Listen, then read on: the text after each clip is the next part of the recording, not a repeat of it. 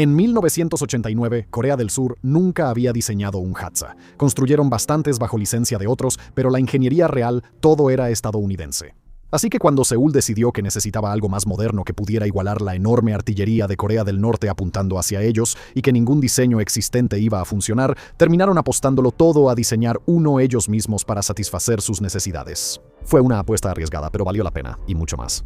Casi 40 años después, el K-9 Thunder posee más de la mitad del mercado mundial de artillería sobre orugas, se ha vendido a 10 países diferentes, ha sido probado en combate en varios conflictos y ahora incluso está siendo evaluado por el propio ejército de Estados Unidos.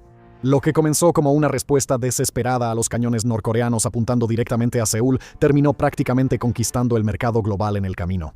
Bienvenidos a la mejor historia de un triunfo inesperado de la artillería en la defensa moderna.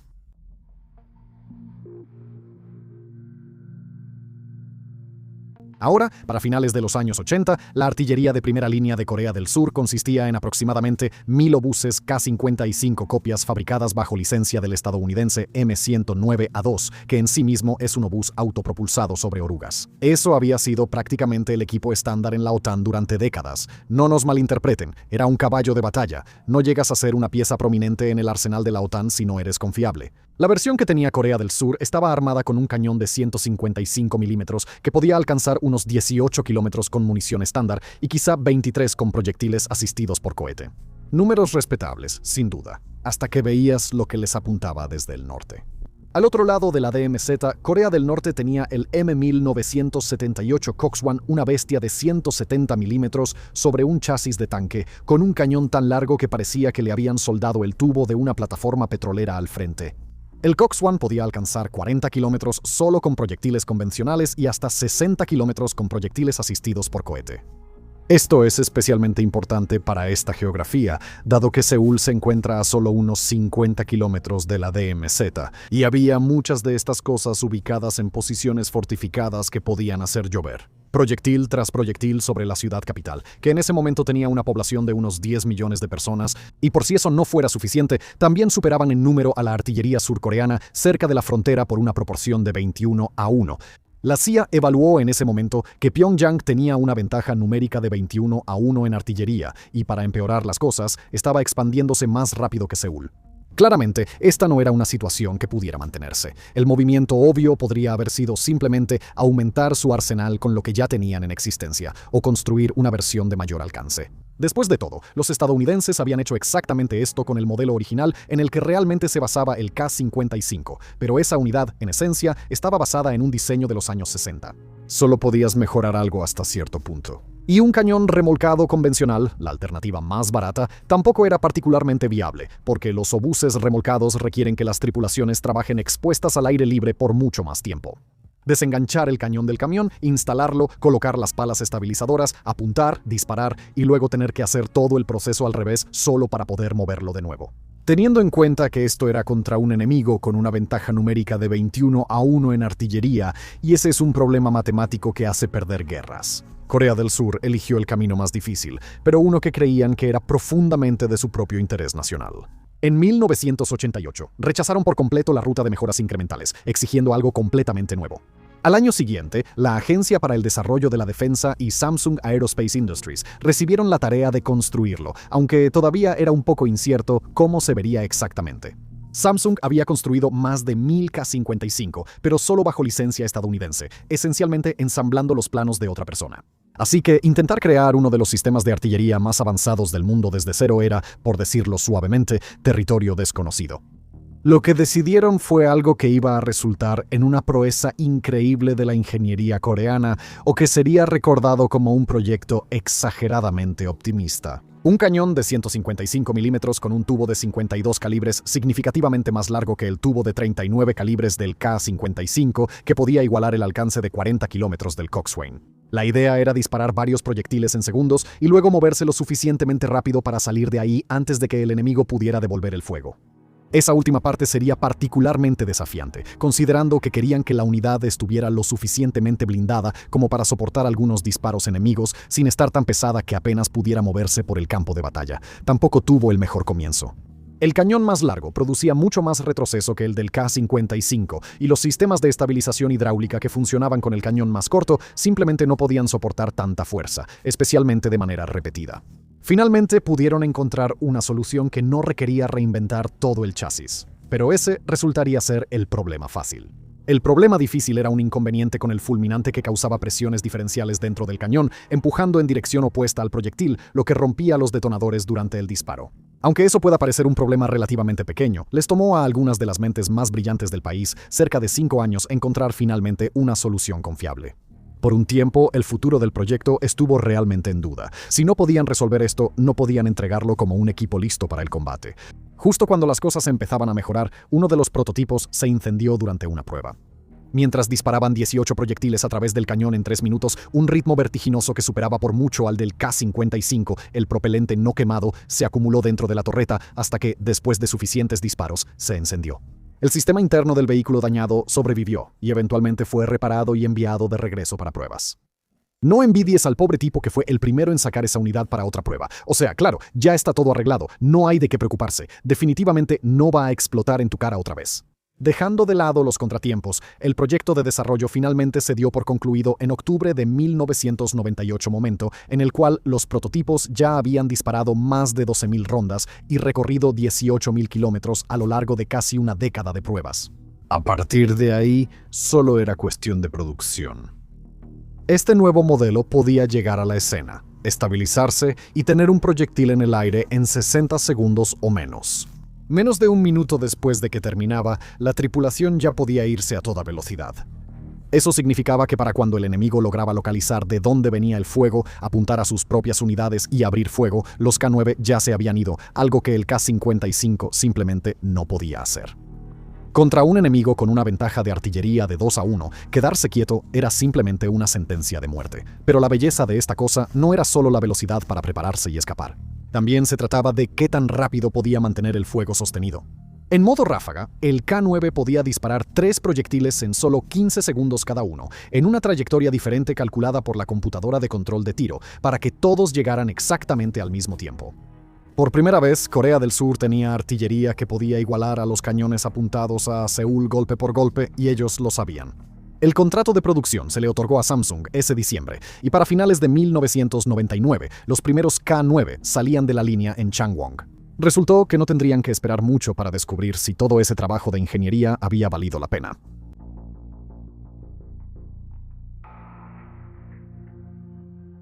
Menos de un año antes de que el primer K-9 saliera de la línea de producción, un enfrentamiento naval cerca de la disputada línea límite del norte ya había decidido a dónde iba a ir. Aquí, la primera batalla de Yongpyong estalló en junio de 1999. Fue un enfrentamiento corto pero intenso con Corea del Norte. Sus barcos habían estado cruzando la NLL durante días, la frontera marítima de facto que Pyongyang se negaba a reconocer. Y después de que la Marina surcoreana pasara días intentando bloquearlos y empujarlos de regreso, lo que resultó en al menos una colisión directa, una embarcación norcoreana abrió fuego. El enfrentamiento de 14 minutos que siguió fue una victoria decisiva para Corea del Sur. Un barco torpedero norcoreano se hundió, 5 lanchas patrulleras resultaron dañadas y se estima que murieron 30 soldados mientras que no hubo ninguna baja surcoreana. Y aunque no hay duda de que los surcoreanos que ganaron ese día celebraron bastante esa noche, sin embargo, este conflicto dejó un mensaje mucho más serio. Corea del Norte estaba dispuesta a empezar a disparar justo a las puertas de Yongpyong, uno de los pocos puestos avanzados surcoreanos en el Mar Amarillo, que se encuentra al norte de la frontera marítima, más cerca de la costa norcoreana que de la suya propia. La posición de artillería más cercana de Corea del Norte está a unos 4 kilómetros de distancia, en Galdo. Básicamente, lo suficientemente cerca como para que la guarnición surcoreana pudiera ver los cañones apuntándoles, sin tener nada con lo que pudieran responder de manera significativa. Así que, cuando la primera producción de los K-9 salió de Changwon ese diciembre, fueron redirigidos del ejército a la infantería de marina y enviados directamente a la isla, poniendo la defensa de una de las posiciones más expuestas del país en manos de un sistema de armas que nunca había tenido un solo día de servicio operativo. Sin duda, fue una jugada audaz, pero demostró cuánta confianza tenía Seúl en este sistema. Afortunadamente, no se puso a prueba de inmediato, aunque sí hubo más enfrentamientos. Una segunda batalla naval en 2002 costó la vida a 6 marineros surcoreanos, pero los K-9 de la isla no fueron atacados. Durante la siguiente década, la unidad asumió plenamente el papel para el que había sido creada. En todo el sur, comenzó a reemplazar a los aproximadamente 1000 K-55 envejecidos como el principal obús de primera línea, aunque los K-55 siguieron en uso también. La última gran brecha en el sistema finalmente se cerró a finales de 2005 con la llegada del vehículo de reabastecimiento K-10. Mientras que un K-9 por sí solo se quedaba sin municiones después de 8 minutos a máxima cadencia, una batería con apoyo de un K-10 podía seguir disparando. Bueno, tanto tiempo como los camiones siguieran trayendo municiones al frente. Y luego, el 23 de noviembre de 2010, el sistema tuvo su primera prueba real en combate. Esa mañana, los 6 K-9 de la séptima batería de artillería estaban en Yongpyong en el peor estado posible de preparación. 4 habían estado realizando un ejercicio rutinario de fuego real, lo que significaba que las escotillas estaban abiertas, las tripulaciones estaban fuera de sus vehículos y la munición a bordo de cada K-9 ya se había agotado en el entrenamiento, dejándolos muy por debajo de la capacidad de combate completa de 48 rondas. De alguna manera, un cañón tenía un proyectil real atascado en el cañón por un fallo de disparo y estaba completamente fuera de servicio. Para empeorar las cosas, no había vehículos de reabastecimiento K-10 en toda la isla, y el radar de contrabatería, un sistema antiguo que ya se había descompuesto 3 veces ese año, tenía lo que podrías describir amablemente como un problema de confiabilidad documentado. A las 14:34, las baterías norcoreanas en la isla Mudo y un lanzacohetes recientemente reubicado en Kaimori, en el continente, abrieron fuego. Aproximadamente 170 proyectiles y cohetes fueron disparados a las islas en las primeras andanadas, y aunque algunos pasaron de largo sus objetivos, muchos impactaron tanto en el campamento militar como en las posiciones del K-9. La metralla atravesó las escotillas abiertas de 2 K-9, destruyendo sus sistemas de comunicación y dejando fuera de servicio por completo el cargador automático de uno de los cañones. La mejor armadura no puede protegerte si dejas la puerta abierta. Durante 13 minutos que más tarde se convertirían en el fracaso definitorio del enfrentamiento, no hubo fuego de respuesta.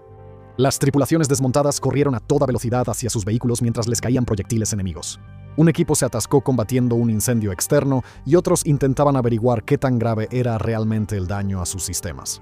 El radar de contrabatería, el equipo cuya única función era decirles de dónde venía el fuego enemigo, no logró detectar en absoluto la posición de Kaimori.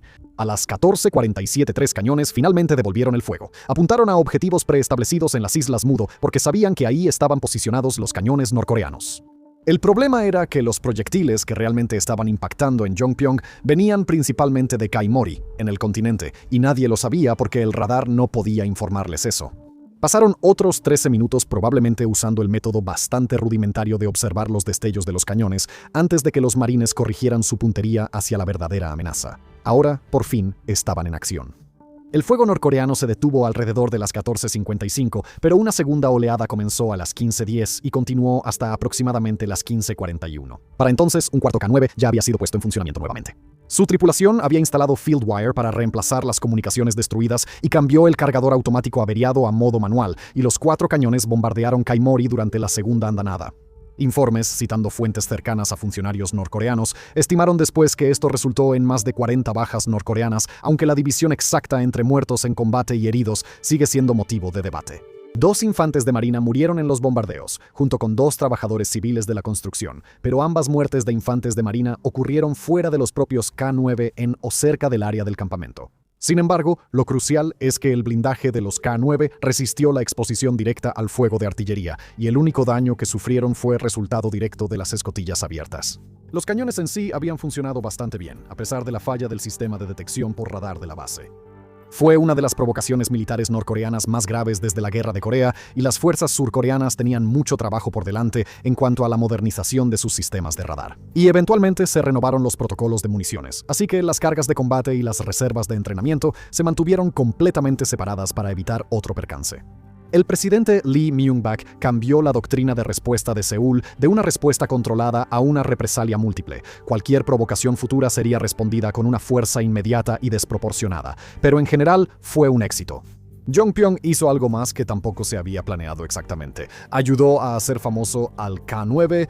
El bombardeo fue noticia internacional durante semanas, y el enfoque en la capacidad del sur para lograr un éxito tan contundente contra el norte, después de haber estado previamente en desventaja, fue un gran impulso de relaciones públicas para la industria de defensa nacional del país. El K-9 ya había recibido interés de varios gobiernos de todo el mundo, pero después de esto, sin duda se volvería famoso en todo el mundo.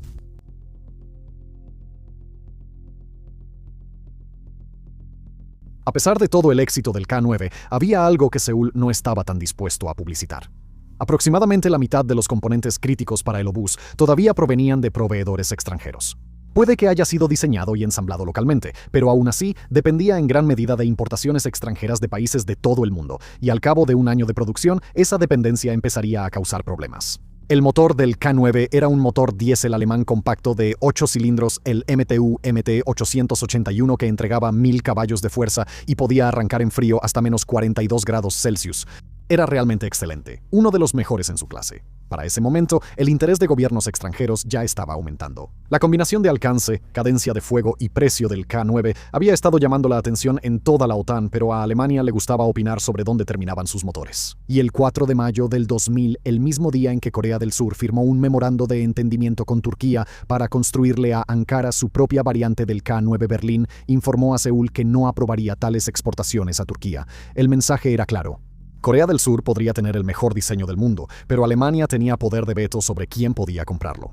Corea se apresuró, buscando alternativas extranjeras de motores con una mano, mientras que, según se informa, utilizaba como palanca su acuerdo para comprar submarinos alemanes tipo 214 con la otra. Berlín finalmente cedió unos meses después, aprobando la exportación de hasta 400 motores, y el acuerdo con Turquía siguió adelante, pero la lección fue dura.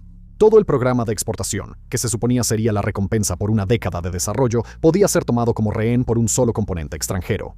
Durante casi 2 décadas, el problema permaneció dormido. Alemania aprobó en gran medida las exportaciones, pero Seúl no lo olvidó. Pasaron los años siguientes reemplazando constantemente los componentes extranjeros por nacionales. Pero el motor, la pieza más compleja del vehículo, seguía siendo obstinadamente imposible de reemplazar. En 2018, el embargo de armas de Alemania a Arabia Saudita, provocado por el asesinato de Khashoggi y la guerra en Yemen, arruinó una posible venta de K-9 por varios miles de millones de dólares a Riad. Después de más de una década de diseño, seguida por otra década de perfeccionamiento, el proyecto volvía a estar detenido por un proveedor de piezas en Europa. Seúl ya había lanzado un programa nacional de motores de 75.000 millones de wones, se asoció con la empresa británica Ricardo PLC para el trabajo de desarrollo inicial y terminó con su propio SMP-1000 producido localmente. Pesaba 76 kilos menos que el equivalente alemán, era 5% más eficiente en consumo de combustible, tenía un mejor desempeño de arranque en clima frío y, lo más importante de todo, no contenía ninguna pieza fabricada en Alemania. La producción en masa comenzó en septiembre de 2024 y el primer K-9 equipado con el nuevo motor fue presentado con lo que podrías llamar un simbolismo muy claro en el World Defense Show en nada menos que Arabia Saudita. Las negociaciones con Riad comenzaron poco después, pero el motor, a pesar de todos los dolores de cabeza que causó, era solo la parte más visible de un problema mucho más grande. Cuando el desarrollo comenzó allá por 1989, Corea del Sur seguía siendo una nación en vías de desarrollo, nada que ver con lo que es hoy en día. Y como resultado, una revisión interna predijo que solo alrededor del 45% de las tecnologías que necesitaba el K-9 podrían producirse a nivel nacional. Aún peor, la lista de dependencias extranjeras era larga. El sistema de navegación inercial venía de Honeywell en Estados Unidos. La suspensión se licenció de otra empresa internacional. El motor, por supuesto, era alemán, y así sucesivamente. Prácticamente a cada paso, era sumamente susceptible a nuevas crisis diplomáticas, deteniendo la producción y las exportaciones. Claramente, esto no era sostenible a largo plazo. Se involucró a las universidades para resolver los problemas que los ingenieros de Samsung no podían manejar solos, y empresas nacionales que nunca habían fabricado equipo militar fueron integradas a la cadena de suministro y aprendieron sobre la marcha. Fue un proceso lento y nada glamoroso, pero al final valió la pena, tanto por el diseño del motor que superó a su contraparte alemana llena de restricciones, como por toda una serie de otros componentes que se mejoraron mediante el diseño nacional. Pero resolver de dónde venían las piezas aún dejaba un problema más básico sobre cómo funcionaba realmente el sistema en combate. El K-9 lleva 48 proyectiles a plena capacidad, 32 en un estante detrás de la torreta y 16 más almacenados en el casco. Después de eso, reabastecer significa abrir las escotillas y cargar a mano proyectiles de 43 kilogramos entre vehículos, posiblemente bajo fuego enemigo. Exactamente el tipo de trabajo lento, expuesto y manual que la idea misma de los obuses autopropulsados debía eliminar. Incluso con el compartimento de munición lleno, el proceso de carga en sí mismo todavía tenía sus límites. A pesar de toda su sofisticación para la época, las cargas propulsoras, la parte que realmente impulsa el proyectil, todavía tenían que cargarse a mano. Ese paso manual era frecuentemente el cuello de botella que limitaba la cadencia de tiro del cañón, y no iba a desaparecer pronto. Una solución parcial a esto llegó en 2006 con el vehículo de reabastecimiento de municiones K-10 construido sobre el mismo chasis que el K-9 para que pudiera acompañar al obús en cualquier terreno. El K-10 transporta 104 proyectiles y más de 500 cargas propulsoras suficiente para recargar completamente dos K-9 y la transferencia es completamente automatizada, lo cual, les aseguramos, fue un gran alivio para las tripulaciones responsables de la operación. El vehículo se coloca detrás de un K-9, extiende un brazo transportador que se acopla a una escotilla en la parte trasera del vehículo y alimenta los proyectiles a una velocidad de 12 proyectiles por minuto. Lo más importante es que no se abren escotillas durante el proceso, evitando poner en riesgo a la tripulación. Para mediados de la década de 2000, el K-9 había evolucionado de un prototipo que se incendiaba durante las pruebas a un sistema de armas completo, con una cadena de suministro nacional que cada vez dependía menos del extranjero. Y, bueno, el mundo estaba a punto de darse cuenta.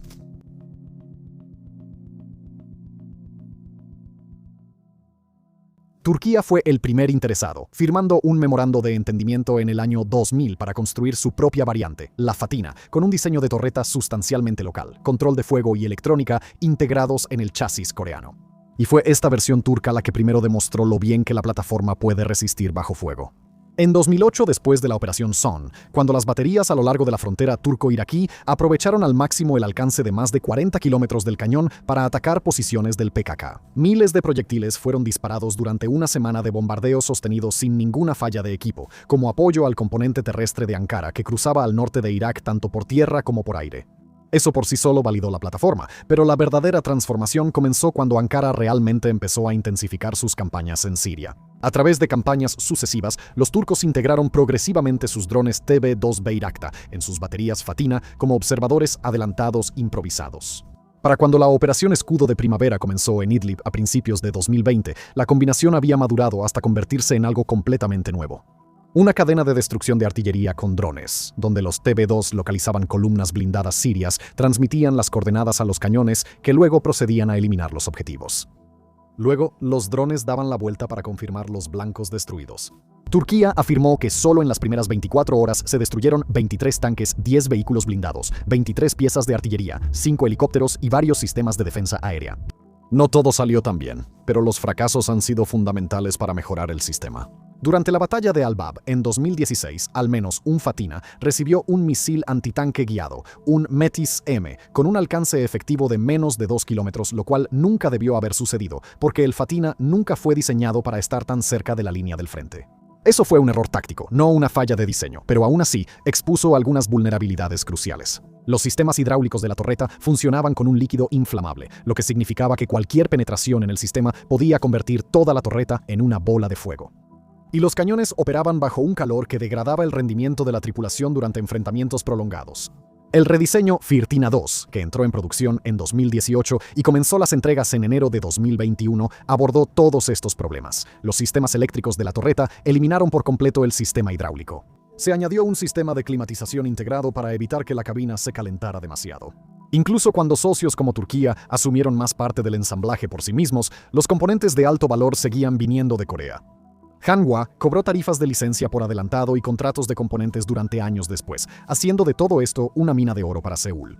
Habían hecho el trabajo duro, construido algo grandioso, y ahora podían relajarse y dejar que el dinero fluyera. Después de la invasión de Ucrania por parte de Rusia en febrero de 2022, este modelo de coproducción realmente se aceleró. Polonia había estado fabricando su propia versión con licencia desde mediados de la década de 2010, el CRAB, así que ya tenían participación en el asunto. Pero cuando Rusia cruzó la frontera y Polonia empezó a quedarse sin equipo por las donaciones a Ucrania, quedó claro que se iba a necesitar más, y rápido. Varsovia encargó 212 K-9, y los primeros 24 estaban en el país aproximadamente 4 meses después. Dado que los negocios estaban en auge en Seúl, en realidad tenían un excedente nacional de los K-9 que rápidamente se aprovecharía rápidamente. Comenzaron a enviar las unidades adicionales que poseían las fuerzas surcoreanas como solución temporal, mientras la nueva producción aumentaba para satisfacer la nueva demanda. Las 212 unidades del primer contrato se entregaron para finales de 2025 y poco después siguió un segundo contrato por 152 unidades más. Hasta la fecha, el compromiso total de Varsovia con el K-9 ha superado los $5.000 millones. Para 2024, el K-9 ya se había entregado a 10 naciones con cientos más encargados. Y luego, los propios Estados Unidos también tocaron la puerta, y eso, damas y caballeros, debería mostrarles lo famoso que realmente se volvió esto a nivel mundial. Pero incluso mientras el K-9 conquistaba el mercado de exportación y se acercaba al contrato de defensa más grande en la historia de Corea del Sur, las guerras gracias a las que se estaba vendiendo estaban dejando duras lecciones sobre lo que la plataforma aún no podía soportar. Y el aula más brutal sería Ucrania.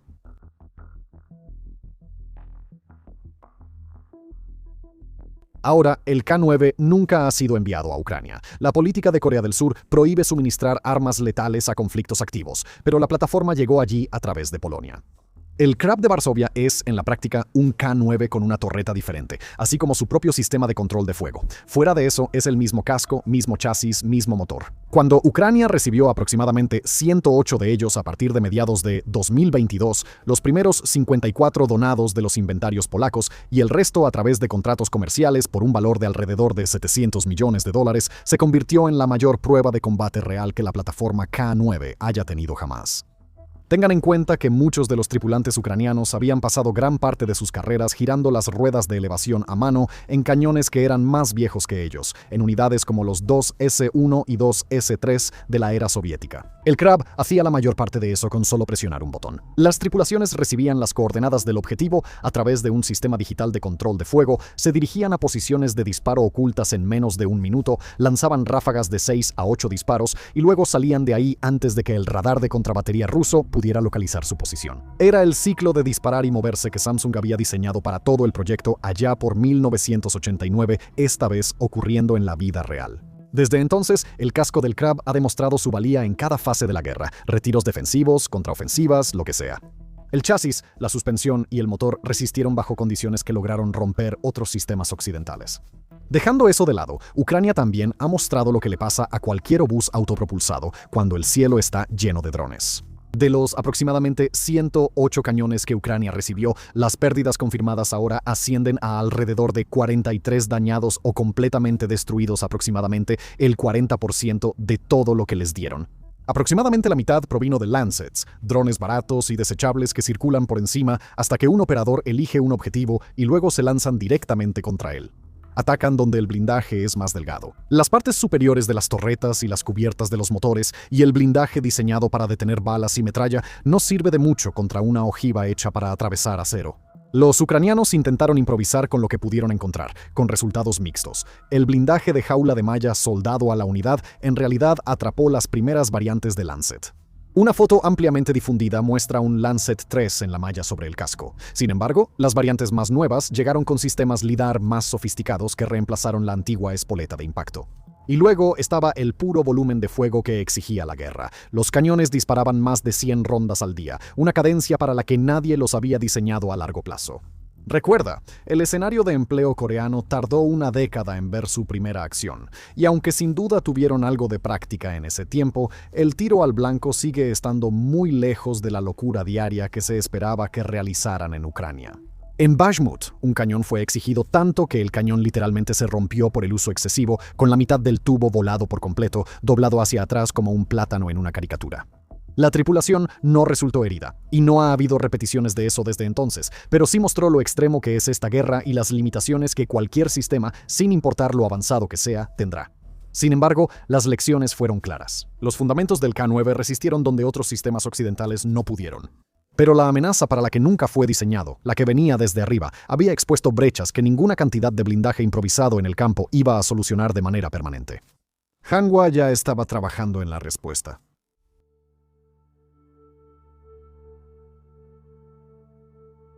27 años después de que el primer K-9 de producción saliera de la fábrica, el cañón se sigue perfeccionando y rediseñando.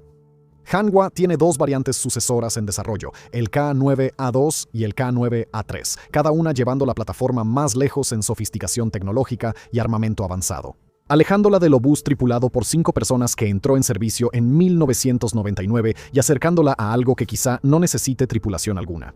Uno de los mayores impulsores de esto ha sido la escasez de mano de obra en Corea. ¿Simplemente se están quedando sin jóvenes para poner en los vehículos en primer lugar? La tasa de fertilidad total del país llegó a 0.72 en 2023, y aunque ha subido ligeramente en los últimos años, sigue siendo la más baja del mundo. Eso tiene todo tipo de implicaciones para el país, pero las consecuencias militares ya son visibles en la estructura de las Fuerzas Armadas. Sus fuerzas armadas actualmente están 50.000 efectivos por debajo del umbral de preparación operativa y se proyecta que el número de hombres elegibles para el servicio militar obligatorio casi se reduzca a la mitad para 2040.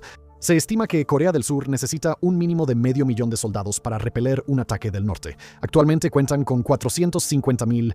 Cuando comparas esos números con la reducción gradual del tamaño de la tripulación del K-9, empieza a aparecer menos una hoja de ruta tecnológica y más un plan de contingencia ante una emergencia demográfica. El K-9A2, cuyo desarrollo se espera completar alrededor de 2027, es la respuesta a corto plazo. El diseño reemplaza el cuello de botella de la carga manual con un sistema totalmente automatizado que alimenta tanto los proyectiles como las cargas propulsoras al cañón. Eso representa una mejora de aproximadamente el 50% en la cadencia de fuego, mientras que la tripulación se reduce de 5 a 3 personas. Pero el cargador automático no solo sirve para disparar más rápido. Mover los 48 proyectiles al interior de la torreta, donde el sistema puede acceder a ellas, significa que el K-10 ahora puede reabastecer completamente el cañón en solo 15 minutos. Las orugas de caucho compuesto reducen el peso a menos de 47 toneladas a pesar de todo el nuevo equipo, liberando deliberadamente unas 2 toneladas de margen para kits de protección adicionales. Blindaje de rejilla, inhibidores antidrones, contramedidas electrónicas, ese tipo de cosas que Ucrania ha demostrado claramente que ya no puedes ir a la guerra sin ellas. Es una mejora sólida en todos los aspectos, pero sigue siendo fundamentalmente una mejora incremental. Pero para un salto más dramático en tecnología, en lugar de solo una evolución constante, dirigimos nuestra atención hacia el K-9A3, que es donde realmente despega la ambición. El cañón se extiende de 52 a 58 calibres, llevando el alcance a más de 80 kilómetros con munición de precisión. Pero el alcance es casi una nota al pie en comparación con el verdadero objetivo. Nadie estaría en estos vehículos en absoluto. Todo el concepto giraba en torno a un vehículo de mando para la tripulación designado como K-11A1, construido sobre el mismo chasis K-9, que se ubica detrás de la línea del frente y opera remotamente 3 K-9A3 no tripulados mediante LIDAR, cámaras de conducción y sistemas de comunicación remota. La tripulación de mando maneja todo desde lejos. Navegación, posicionamiento, apuntado, disparo. Ya te haces una idea, ningún ejército en la Tierra tiene algo exactamente así, aunque sospechamos seriamente que no solo Seúl está compitiendo por lograrlo. Pero a pesar de todos los beneficios que tendría este nuevo sistema, realmente da la sensación de que este enfoque implica poner todos los huevos en una sola canasta, por así decirlo. Si un dron o un misil logra destruir un solo K-11A1, que debería estar más atrás de las líneas frontales que los K-9 reales, pero que aún así será un gran premio para el enemigo detectarlo y destruirlo, no solo se pierde una, sino 3 armas al mismo tiempo. La respuesta de Hanwha, al menos en teoría, es que el K-9A3 está diseñado para seguir combatiendo por sí mismo si se pierde la conexión con el vehículo de mando. El cañón puede completar de manera autónoma cualquier misión de disparo que ya estuviera ejecutando, manejando la conducción, navegación, apuntado y disparo sin intervención humana. Eso es una salvaguarda significativa para esto, al menos en los minutos posteriores a que un K-11 queda fuera de servicio, pero prácticamente no tiene importancia después de eso. Simplemente lograr que estos K-9 regresen a la base en caso de que esto suceda sería muy difícil, dado que, en ese momento, no responden a nadie y no tienen tripulación dentro. Incluso dejando de lado el riesgo del vehículo de mando, los desafíos de ingeniería son formidables. Ucrania ha demostrado, en los términos más viscerales posibles, que las posiciones de artillería tripuladas son básicamente trampas mortales cuando un dron merodeador puede detectar un cañón disparando y atacar en menos de 2 minutos.